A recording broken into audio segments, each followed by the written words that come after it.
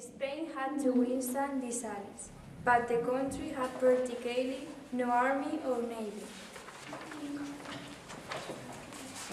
Yet it wasn't short of money, provided that its galleons, laden with gold and silver from America, could enter its ports. Now then, late in 1702, Spain was expecting a rich convoy, which France went to escort with a fleet of 20. 3 vessels under the command of Admiral de Chateaurenaud, because by that time the Allied navies were robbing the Atlantic.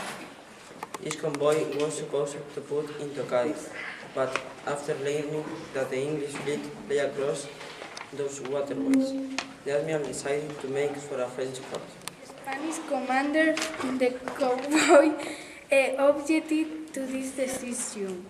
They wanted to be taken to a Spanish port, if not to Cadiz, then to the Bay of Vigo, located off Spain's northwest coast and not located.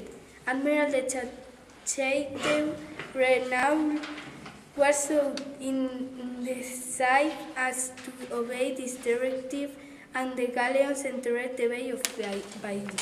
Unfortunately, this bay forms an open Oxford morning that's impossible to defend, so it's essential to hurry and empty the galleons before the Allied fleets arrived, and there would have been ample time for this unloading. If a question of trade agreements hadn't suddenly come up. Are you clear on the chain of events? Captain Nemo asked me.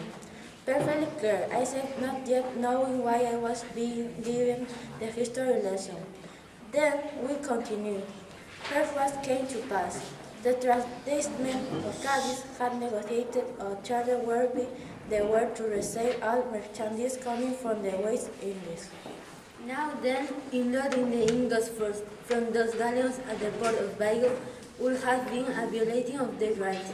So they looked a complaint immediately, and they obtained an order from the indecisive King Philip V, without unloading the convoy would stay in custody at the offshore morning of Vigo, until the enemy fleet had retreated. Now then, just as this decision was being handed down, English vessels arrived in the Bay of Vigo on October 22, 1702. Despite his inferior forces, Admiral de Chateaurenaud fought courageously. But when he saw that the convoy's wealth was about to fall into enemy hands, he burned and scattered the galleons, which went to the bottom with their immense treasures. Captain Nemo stopped. I admit it, I still couldn't how this piece of history concerned him. Well, Professor Aronnax, Captain Nemo answered me. We're actually in the Bay of Vigo, and all that's left is for you to prove the mysteries of the place. The captain stopped us and invited me to follow him. I had time to collect myself. I did so. The lamps was dark, but the sea's wave sparkled through the transparent windows. I stared. Around the Nautilus for a half-mile radius, the water seemed saturated with electric light. Sandy bottom was clear and bright. Dressed in divine suits, crewmen were busy clearing away half-rotted barrels and disassembled trunks in the midst of dingy hulls of ships. Out of these trunks and kegs spilled ingots of gold and silver, caskets of jewels, pieces of eight. The sand was heaped with them.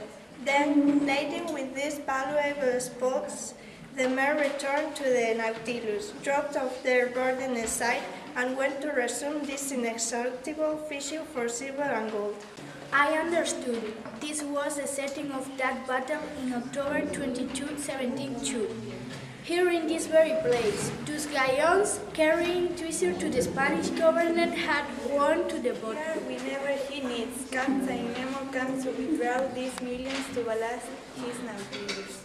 It was for him alone, that America had yielded up its precious He metal. was the leader, sole heir to the treasures wrested from the Incas and those people conquered by Hernando Cortés. Did you know, Professor? He asked me with a smile. That the second time suit well. I I know it's estimated, I replied, that there are 2 million metric tons of silver held in suspension in sea water. Sadly, but in extracting that silver, your expenses won't outweigh your profits. Here, by contrast, I have only to pick up what other men have lost, and not only in this Bay of Vigo, but a thousand other seas where ships have gone down, whose positions are marked on my underwear chart. Do you understand now that I'm reached to the town of Williams? I understand, Captain. Nevertheless, allow me to inform you that by harvesting the very Bay of Vigo, you are sample foresting the efforts of a rival organization. A company chartered by the Spanish government to search for these sunken galleons. The company inventors were lured by the bait of enormous gains, because this scarlet treasure is estimated to be worth 500 million francs. It was 500 million francs. Captain Nemo replied, but no more. Excellent. An applause.